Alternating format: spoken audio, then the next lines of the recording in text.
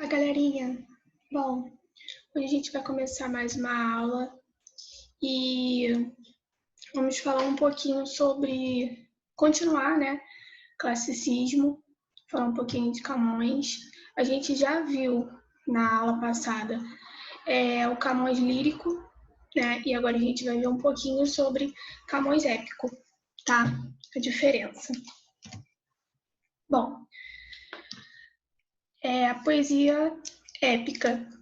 Épico vem de herói, tá? Então, são sempre histórias relacionadas a heróis, a salvador da pátria, referente a nacionalismo, tá? Defesa da sua pátria. Então, a palavra épico vem do grego epos, narrativa e recitação. O épico camoniano é caracterizado como uma época extremamente marcante na literatura de Portugal. O principal objetivo era enaltecer cada vez mais o povo português, que conseguiu muitas conquistas nesse período, por meio de seus descobrimentos, seus êxitos, seus feitos de guerra, de uma forma geral. Então, a poesia épica de Camões, ele não colocava um único herói, ele colocava o herói como um povo, mesmo que quem foi feito como herói, né, foi Vasco da Gama, que a gente vai ver em Os Lusíadas. Mas ele exaltava muito o povo português.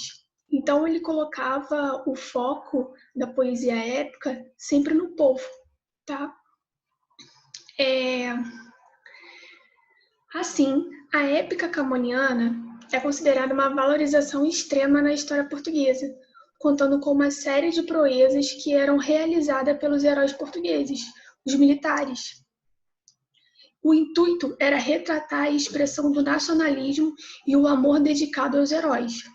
Então, se na poesia lírica ele era o que era destacado era aquele amor platônico, né? Aquela coisa do amor entre homem e mulher. Já na poesia épica era destacado o amor também, porém era o amor patriota, era o amor do nacionalismo, esse amor dedicado aos heróis. Então, na lírica não é um herói, na épica há um herói. Então, esse herói que é dedicado ao amor, tá? O amor ao nacionalismo. Sendo que, por mais que ele coloque o herói, que a gente sempre representa, né, como personagem, ele destaca o povo também. Então, ele coloca o povo também como herói. Foi nessa época que muitos autores se dedicaram para o nacionalismo. Foi nessa época que muitos autores se dedicaram para esse nacionalismo exagerado, com o intuito de retratar de forma geral, de forma real, os principais feitos que demarcavam essa época do povo português. A poesia épica se tornou reconhecida nesse período, tratando-se de uma narrativa desenvolvida em versos. Então, poesia, sempre em versos, tá? A poesia épica precisa contar com algumas características para que se enquadre neste formato, como é o caso de um grande tema e o assunto atual, o herói admirável e grandioso através de um poeta que consiga expressar esses feitos com uma ótima linguagem, deixando os grandes feitos em destaque. Então, o poeta, ele é responsável por passar todo esse sentimento que eles viveram, todas as ações dele. Então, em uma poesia, em uma obra, precisa conter exatamente todo aquele sentimento que eles passaram naquele momento. Foi Camões que se tornou o maior representante da poesia épica, por meio do poema Os Lusíadas. E é exatamente por conta disso que a época é frequentemente conhecida como a épica camoniana. Então, com Os Lusíadas, que é a maior obra da poesia épica, maior em tudo, maior em destaque, em tamanho, em tudo.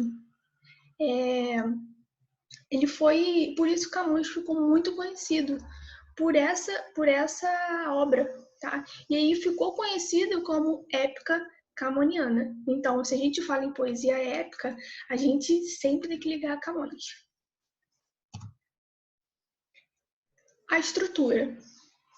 A estrutura foi dividida em 10 cantos que apresentam no total 1.102 estrofes, organizadas em oitava rima. Gente, 1.102 estrofes. É muito grande, é muito grande. O livro é gigante, a linguagem é bem rebuscada, né? Porque ele precisava passar, né? Bastante. Então, a linguagem é bem rebuscada. Então, 10 cantos, no total de 1.102 estrofes, organizadas em oitava rima. A gente vai ver abaixo o exemplo de oitava rima, também conhecida como oitava real. São 8.816 versos, todos decassílabos. Lembra lá na lírica que antes, né, com o trovadorismo, era muito utilizadas as redondilhas. E aí, com a chegada do classicismo, eles utilizavam o decassílabo, né? E aí, na poesia épica, continua usando o decassílabo, tá? Então, são 8.816 versos. É muita coisa, é muito grande. O exemplo abaixo. Uns vão nas almadias carregadas. Um corta o mar a nado diligente. Vocês podem perceber que, ó, organizadas em oitava rima. A oitava rima tá ali em cima, tá organizada ali em cima. A, B, A. B, A, B, C, C. Então, a primeira tem que, vamos colocar, né, a. A segunda não rima com a primeira. Não rima com a primeira, né? A terceira rima com a primeira. A quarta rima com a segunda. A quinta rima com a primeira e a terceira.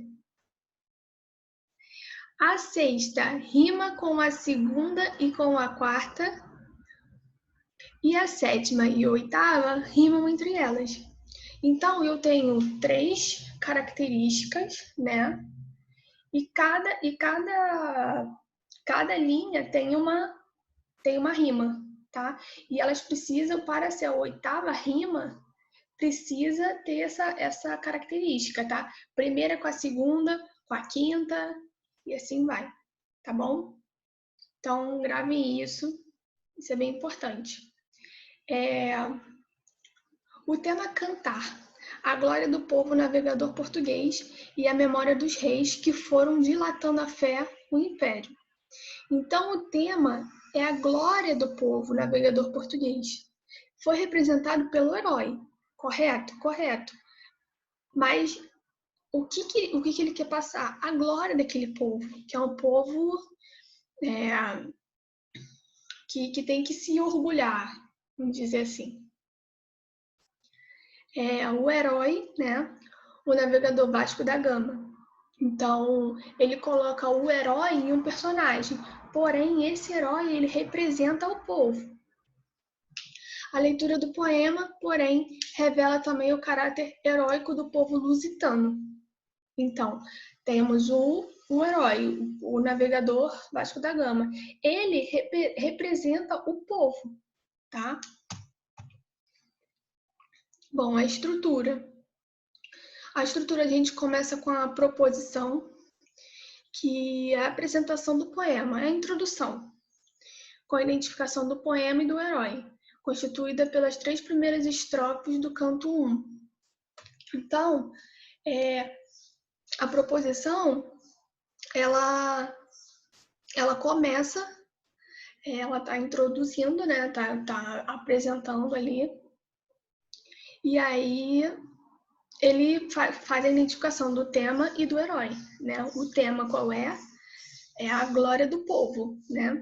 E o herói, Vasco da Gama, que representa o povo, constituída pelas 3 primeiras estrofes do canto 1. Então, eu tenho as 3 primeiras, eu coloquei as 3 aqui, tá? Percebam que, olha a primeira estrofe, planeta, aí a segunda linha, distinguindo, terceira, meta, lenta, meta, e aí combina com a primeira. A quarta combina com a segunda. A quinta combina com a primeira e terceira. A sexta combina com a segunda e com a quarta. Sétima e oitava juntas. Todos os versos são assim, tá? E temos a terceira estrofe. Depois a gente vai para invocação.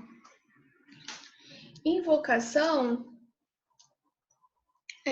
é o pedido de inspiração às musas, às Tágides, ninfas do rio Tejo, fazendo com que as suas musas fossem nacionalizadas. O poeta pede às musas que lhe deem um engenho ardente e um som alto e sublimado.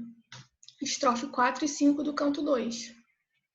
Na tradição clássica, Calíope era a musa grega da poesia épica, a quem Camões se refere sempre, em outros momentos do poema.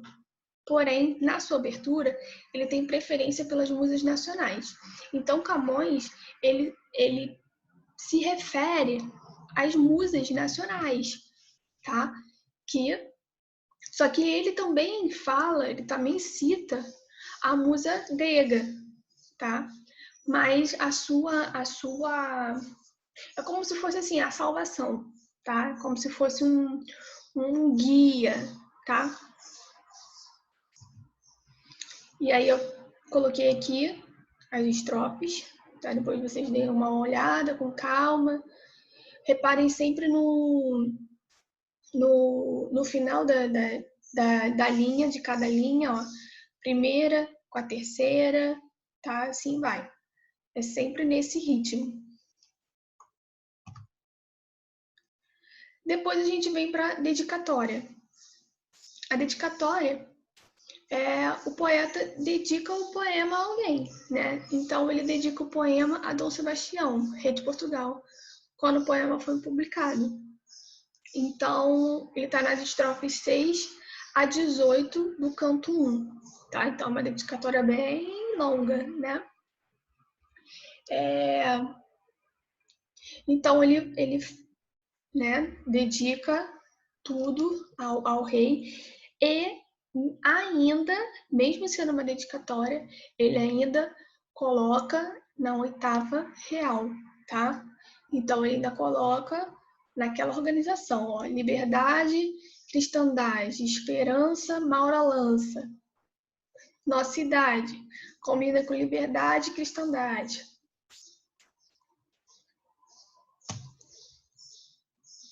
As outras estrofes.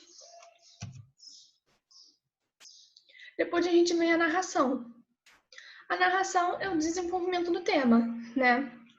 Então, ele coloca o relato dos episódios da viagem de Vasco da Gama e com a reconstituição da história passada pelos reis portugueses. Inicia na estrofe 19 do canto 1 e termina na estrofe 144 do canto 10. Então, basicamente, a história é o relato da viagem do descobrimento, tá? Então, ele coloca o personagem, né, o Vasco da Gama, como herói, e ele vai contando essa história. Lembrando, com a visão dos reis, tá? A visão que ele tem é a visão dos reis. Então, o Lusíadas está dividido em 3 partes de uma narração. A viagem, né, a viagem de Vasco da Gama às Índias, a história de Portugal, as lutas e intervenções dos deuses do Olímpio. Então, o Lusíadas fica dividido em 3 partes, longas partes. São considerados 2 acontecimentos históricos e uma ação mitológica alternadas durante o poema. Então, 2 acontecimentos históricos: a viagem de Vasco da Gama às Índias, a história de Portugal. E, com a ação mitológica, lutas e intervenções dos deuses olímpicos. A viagem acidentada de um herói navegante e sua chegada ao Oriente, onde cria um novo reino. Esse herói, por alguns deuses, é perseguido. Eita, tá duplicado aqui. É perseguido por alguns e protegido por outros, fazendo com que a história se passe por um plano humano e por um plano divino. Então, a história real e história mitológica. A narrativa começa no decorrer da aventura do rei, quando Vasco da Gama e os navegadores estão no Oceano Índico, na costa leste da África, que fica perto do canal de Moçambique.